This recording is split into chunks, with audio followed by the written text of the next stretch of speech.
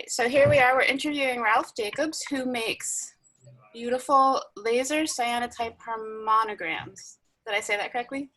Yes. Okay, they're just fascinating. It's very old technology and very new technology in a kind of circle of just beautiful forms and very thought-provoking. So let's just get started here. Okay. So just a little bit about your background, which I had thought it's in physics and technology and optics. Can you just Yes. describe a little more what that entails and what sort of applications it would have for science or our daily life?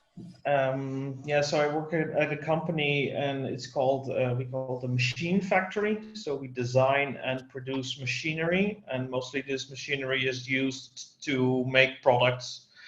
And there's two examples of machines I work a lot on, and it's machines that can make computer chips.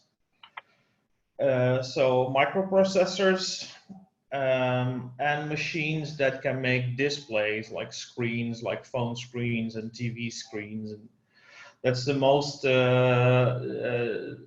prevalent industries we work for.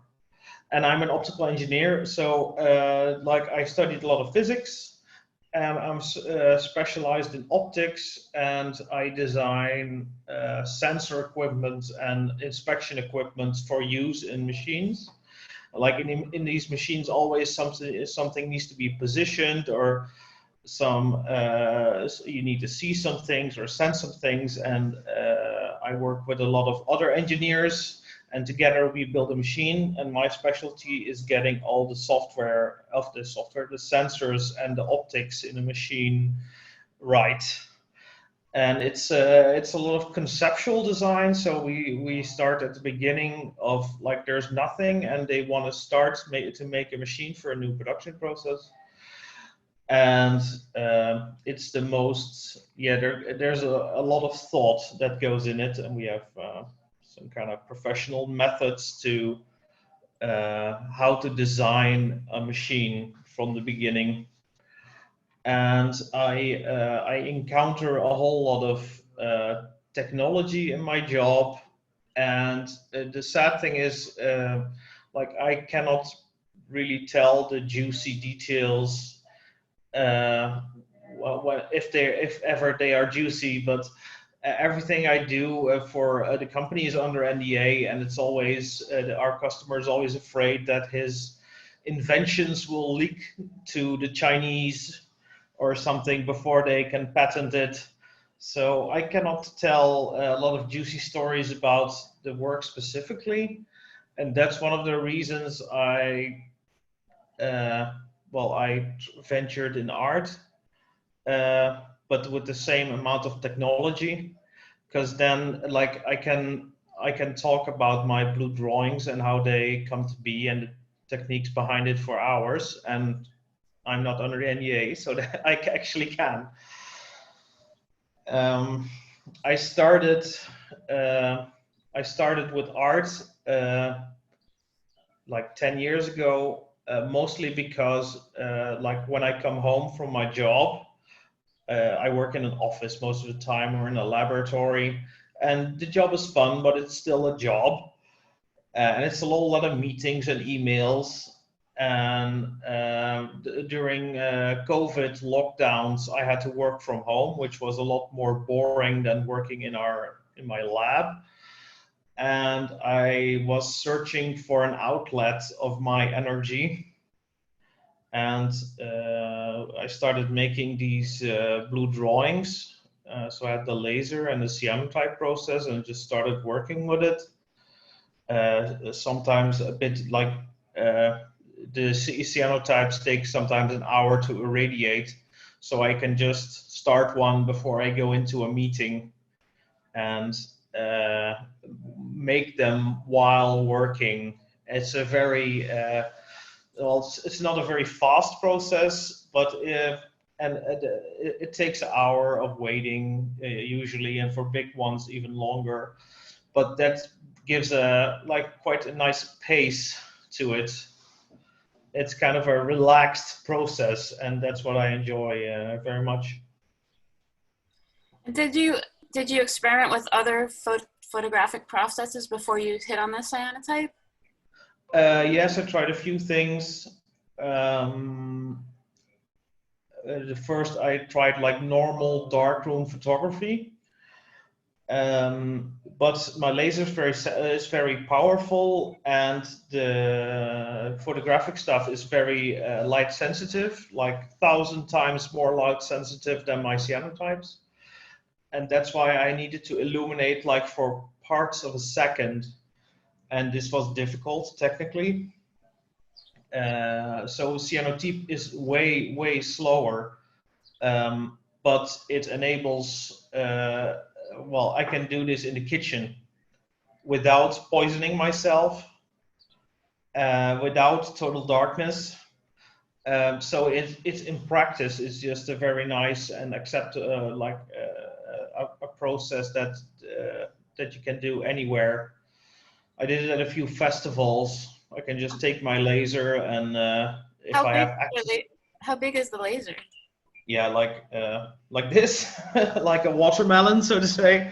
And do you actually, I'm interested that you're calling these drawings and not photographs. Do you actually draw with the laser? Is that, you make the Yeah, shape with the laser? Or the shape, it's a photographic process, but it's really a line, and when you follow the line, that's how the drawing appears on paper. Um, yeah, I call it drawing. Like I have my photographic cyanotypes are also cyanotypes, but when I talk about the harmonographs or harmonograms, I talk about drawing. and It how does, is essentially drawing with light. oh, that's beautiful. And which is what photography is, but it's sort of a centralized version of it. And is, Yeah, how does the printing process work? yeah, it's just a photographic process. So if I aim my laser, I smear the paper with some solution, like cyanotype solution. It's like two chemicals I combined, and then it gives it a greenish kind of water. And then I smear the water on the paper, and the paper turns green. And then I illuminate it. So I take my laser. It has 3 lasers on board, and only the blue activates the cyanotype. So I set my laser to blue and start drawing. And if the power is high enough, I immediately see, if I draw lines where the laser has been. So you almost immediately see something happening on the paper. And then I need to let it repeat a pattern. It's kind of a slow process, so it needs a lot of repeats, like during an hour. It just repeats the program over and over until the drawing is like the irradiation of the cyanotype substance is enough. And then I develop it. I develop it in water, so you can just rinse it off. And then the greenish tint washes away, and the blue drawing appears, and the white background appears. Is there a special, it's just like a photographic paper? Just a regular? No, it's watercolor paper. Oh, wow. Oh, wow. So it's the chemicals that I smear on it are light sensitive. Oh, that's fascinating. And it's not, yeah, you can apply it to any paper, so to say, and also to any surface. Oh, wow. I did some tests with clothing, like textile. I did some tests with ceramic tiles. You can use the process or like cyanotype on many different substrates. And there's a whole community of people doing cyanotypes. And it was really inspiring just to see how like thousands of people in the world are doing different things with this technique. And it's just very nice to observe like how broad you can utilize it. Yes, it's fascinating. It is kind of a combination of photography, painting, and drawing, which is sort of beautiful. Yes. And is it you said you do this and then set something up and then take a meeting. So is this as a computer that's running the program? You're not manually doing the drawing? No, I program the shapes, and I program it with a lot of parameters, and I can some kind of create some interlinks between parameters. Sounds very hokey pokey, but it's yeah, it's just I have a lot of knobs to turn, and I can make like connections between knobs. So I don't have to really type code, but I need to set some things, and I look to the parameters. I have some simulator that shows me about what the drawing will look like, but not exactly. And is And it then it's something through experience that you've as you do it, you sort of can anticipate more and more what pattern you'll get, or is it a sort yeah, and I made 500 of those laser cyanotype harmonograms, so I know the software quite well, and I know I try to play it a bit like a musical instrument. Like if you learn to play the trumpet, you also don't record yourself and then play the recording all the time. You just play the tune every time on the trumpet, and the sound will come out every time. That's what I try with my laser and the software, that I try to also more intuitively control it and go on a hunt for something beautiful. And how does so you explain that the old-fashioned harmonograph, if I'm saying that correctly, Yep. is a machine with rods and weights that mechanically moves a pencil across a piece of paper. Yes. So, and how does that fit into the process? The funny thing about this harmonograph is that it makes exactly the same drawings as my laser does with two rotating mirrors, and that's because the physics of the rotation, like you have a pivot point or two pivot points, that's in the laser. They're in mirrors, and in the harmonograph they are in pendulums. And they fundamentally draw the same figures. So there's some French guy called Lissajous, and somewhere in 1850 he observed, like if you let a pendulum make a drawing, what drawing comes out, and how does the mechanics of this work. I added, I have some infographics about my work. Yeah. So I set them in a document, and you can see in our monograph an overview of the figures that come out. And they say Lissajous is like the inventor, but he isn't. It's just these figures are embedded in nature, and we just made them visible. Which leads to my next question, which is that I love the patterns that you create, which they're aesthetically pleasing. There's something sort of calming about them. But there's also something very elemental about them. It feels as if you've sort of solidified light patterns or sound patterns, or, you know, when they show they've sort of captured the patterns of flocks of birds that the flocks of birds make, and it sort of reminds me of that too.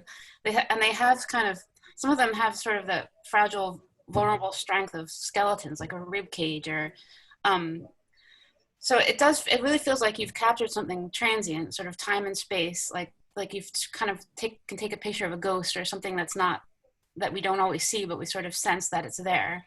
And I wonder if that was something that an effect you were trying to capture, or if that's something that was sort of surprising to you, or. I've been always quite interested into things that are kind of look like they are from another world. I also like, my favorite genre of movies is sci-fi. And I watch Star Trek and Star Wars. Well, it's all, and they say it's about extraterrestrial life forms, but all these, the whole genre of sci-fi has been thought of by humans. And we have never seen an alien. And it's like we only use our imagination to see what they can look like, and then people call it alien. What I try to show is a bit that all these things that may look alien are essentially coming from our nature, and therefore not as not as alien as some people think they are. And if with some explanation you can, or like everyone can kind of understand where they're coming from. And this is the point that I'm not really, well, I'm just, this part of the story is just not ready yet. It's like, why do I draw these shapes and not very different shapes? Yeah, that's a very good question. Like I said, I try to play the laser like it's a musical instrument. So I just sit behind it and play something. And when I played enough and I think it results into something, I let it make a full image. Like I let it run for an hour and I can see what comes out. And then I adjust some things and try again. And that's kind of how I create these drawings. And they look like why do they look like this? Well, I can have a very analytic like explanation for it. Like it's not a ghost. Right. It is not a ghost. It's something from mathematics and physics that I can explain and people can understand and you can look at. And when you look at it, it doesn't matter if you know the physics and mathematics. You can think it's pretty anyway. Right. But yeah, but I wonder if there's something, if there's sort of patterns that we see but don't notice, that we kind of recognize in your work. That yeah, that could be. That it's sort of all around us, but we don't. Or you know, as you were saying, you know, with music, you respond to, you know, sound waves, but you can't see them, but they still affect you emotionally. So it's almost like you've captured that sort of. It really does feel like you've captured something that no one else has, almost, you know, that it's like a new way of looking at something that you always see, kind of. Yeah maybe. There are quite some people who draw with mathematics, because most people do it on a computer and then you output JPEG images, and it can be very pretty, but it's just not this romantic as I like the analogness of the process, that you have the laser is like one dot and it can move and it can make circles, and it cannot do very sudden movements very well, but it can do like circles and shapes. And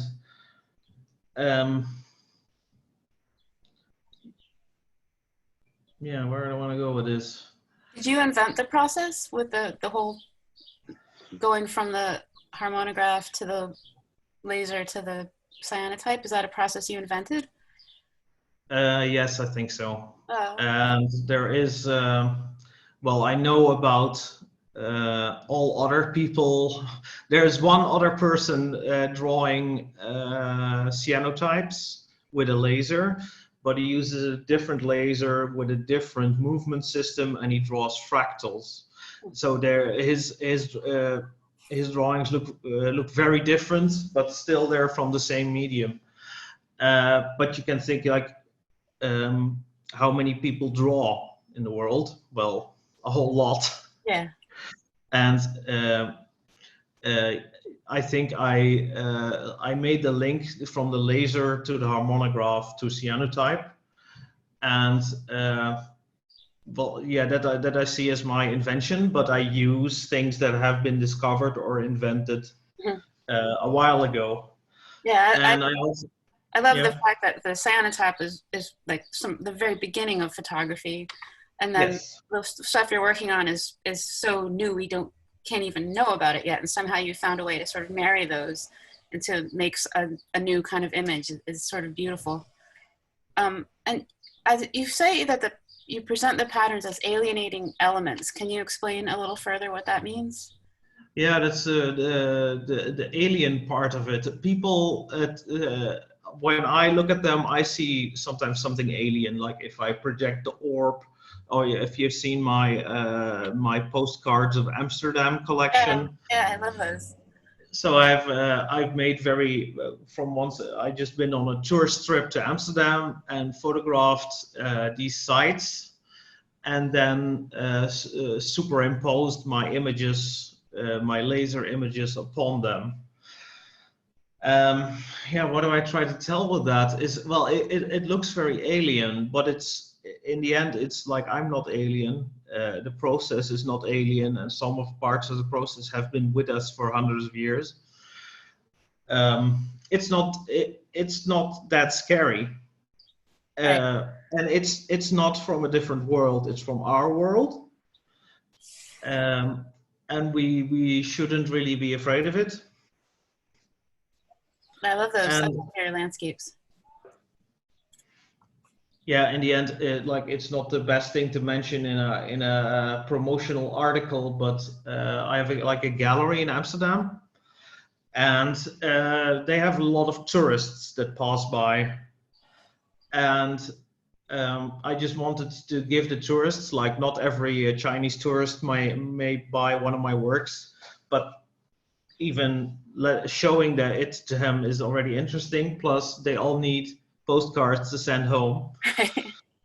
So I just thought I'm going to make postcards. I once made Christmas cards as laser cyanotype.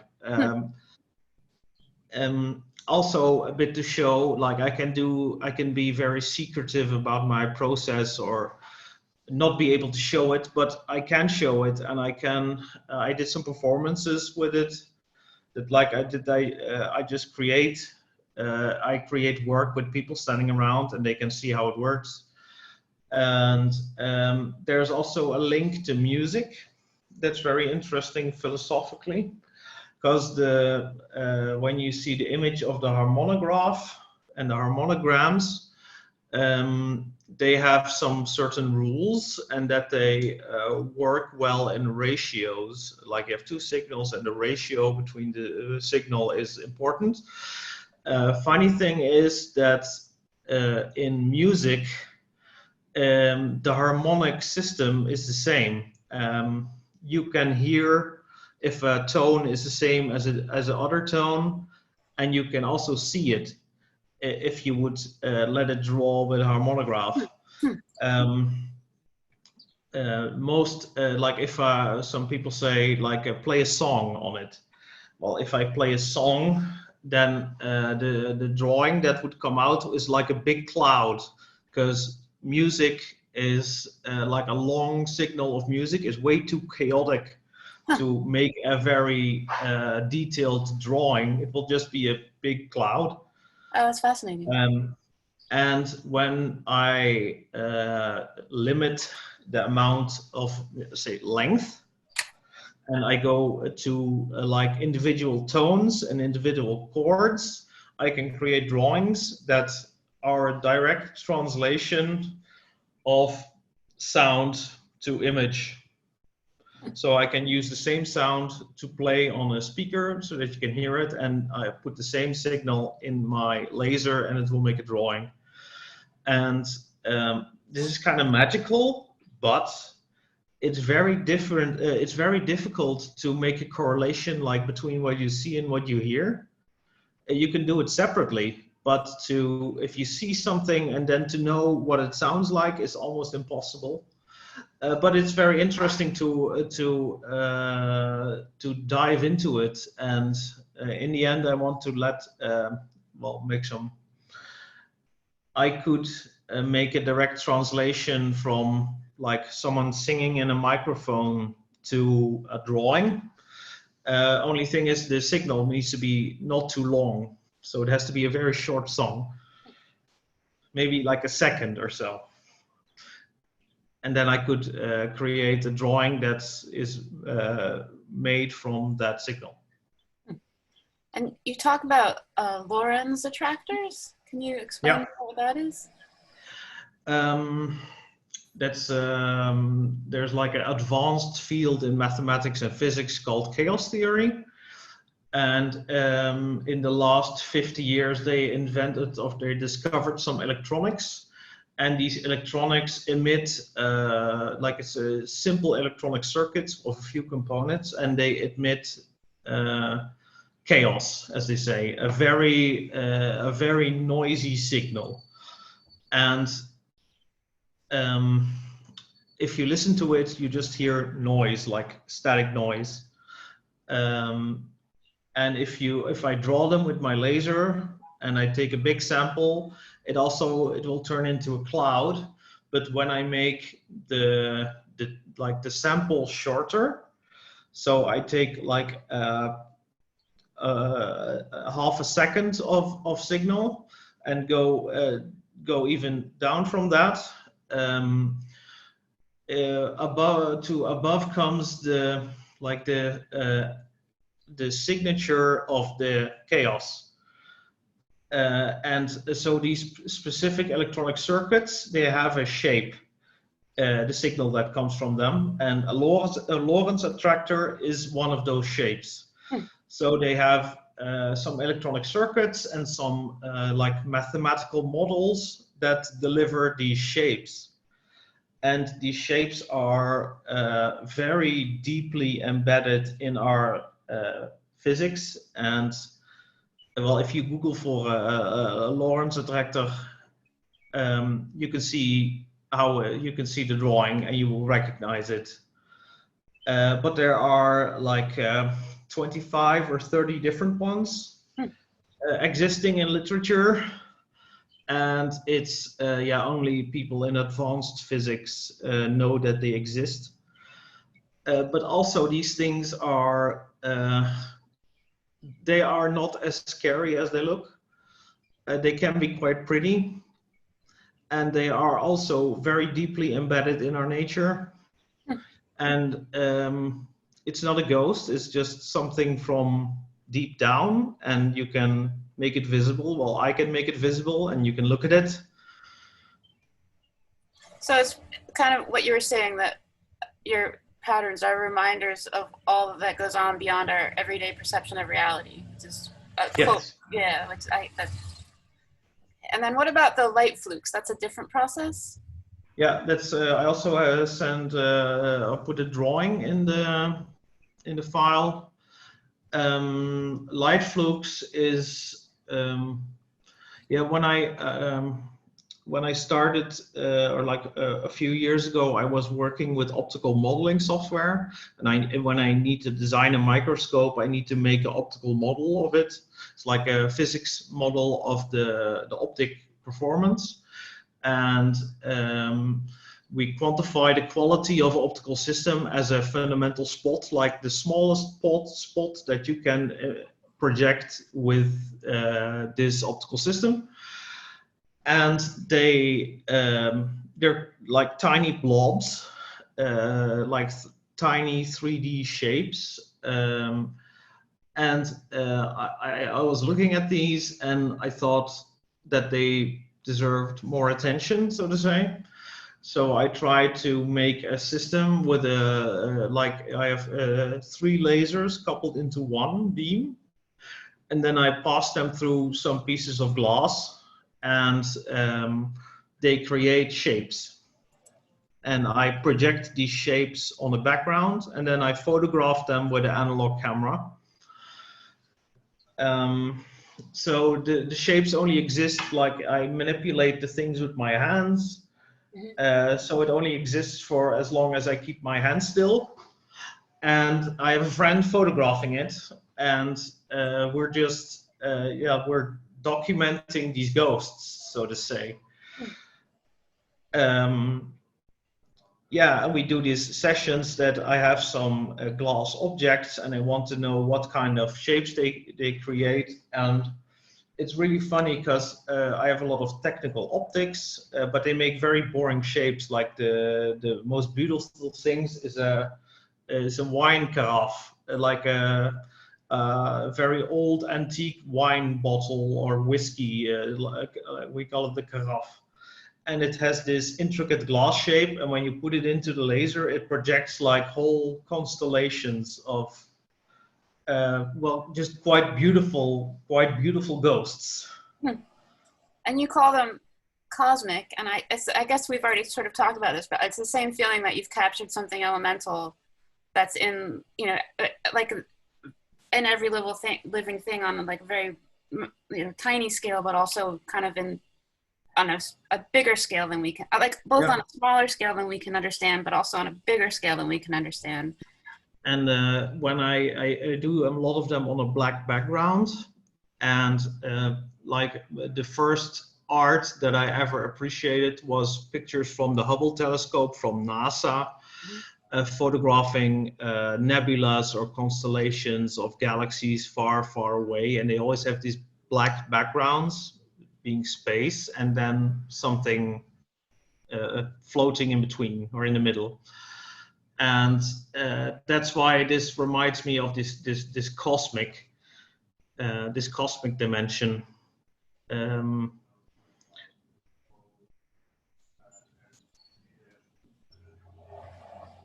Then, so you described that you found freedom in art, and then, Yes. so as a person who works with technology, and you're probably used to certain practices and methodologies, do you find a balance between discovering, understanding, and explaining?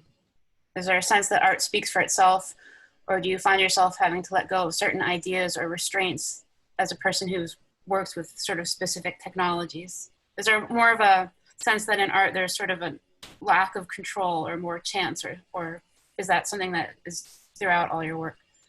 The freedom is a lot related to, like, if I work for, I'm not a scientist, I don't work in academics, I work for commercial companies that want to make machines to earn money. And always when I have an idea, I have to argumentate it, that's a good idea, that there's a business plan behind it, that it's financially interesting to research. I cannot say, well, it's just pretty. In art, I can just say, I'm going to invest, I'm going to do this and spend time and spend money on this because I think it's beautiful. Oh, that's great. That's wonderful. And that's very liberating. I can imagine. Yeah, there's a sort of heaviness to what you do for your work, and then there's a sort of freeing to just something purely for aesthetics. But it's beyond aesthetics, because you also describe the sense of wonder that your photographs invoke, both for yourself and then to share with others.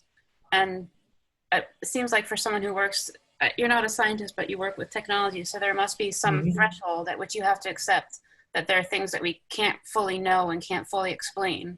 So is photography or the drawings, is that some way to express that feeling? Yes, I think so, because there are still a lot of shapes that don't have a name.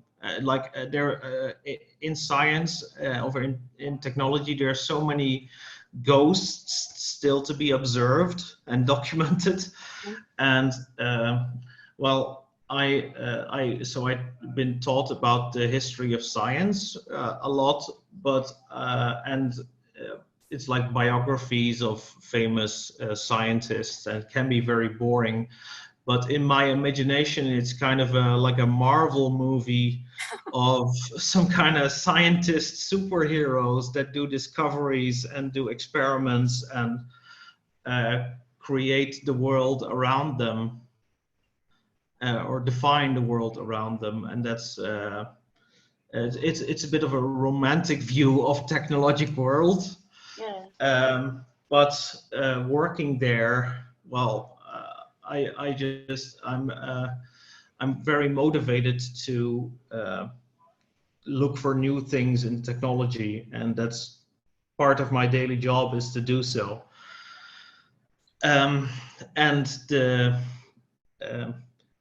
just the best is if you can look for something or go after something that I just discovered, and not have a business plan about it, or that's the really liberating part.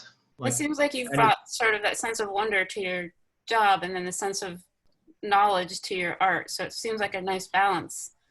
Yes, indeed. It really has an exchange. Like, also, people at work think I'm special because I do art, and people in art think I'm special because I do technology. So I'm like, I'm in, like right in between, right at the intersection. And a lot of people in art are kind of afraid of technology, or think they cannot understand it or something. And same way, people in technology, like, why would you do art? Like, why would you do something because it's pretty? Like, who needs, we have enough pretty things already. So I'm like the mediator between two worlds, and I really like to be the mediator between two worlds like this. It gives me a purpose. Yeah. And you make beautiful things too. I mean, you make beautiful. Yeah, thank you. Yeah. Okay, so I think the Zoom is going to end in 3 minutes. My Okay. So was there anything else that you wanted to talk about? I have the stuff that you sent me too, so I'll definitely incorporate that. Was there anything else that you wanted to talk about? No, I touched upon all the topics, and also there's there's a lot of details in the what I wrote down. Right. So I think you have quite enough to. Yeah, it's fascinating. Fascinating. Yeah. And if you're thinking about it and you want to send me more written material to incorporate, I can always do that. But it's just fascinating, and your work is I've never seen anything quite like it. Which is, I've seen many cyanotypes from the whole, from the early days and the whole history of photography, and is fascinating to me. And I just, which is, because photography there is a lot of technology and chemicals and all of that, so it is a scientific process as well. So it's always been, I think, for photography, there's always been that balance between beauty and science, or beauty and technology. But it does seem that we've sort of gotten away from exploring that balance, and it seems you're bringing the conversation back to that, which is Yeah, we're not ready with photography. Like, we've only been doing it for 200 years yeah, at most. yeah, So there's just so much to be done. And like, the laser is an invention from like 1960s. And it's only come into use like this like the past 20 years. So that is just, it's new technology. It's also quite alien and otherworldly technology if you learn how a laser works. yeah. But you don't have to be afraid of it. It's just a thing that emits light, and you can draw with it. You can explode and vaporize things with it, and you can draw with it on paper.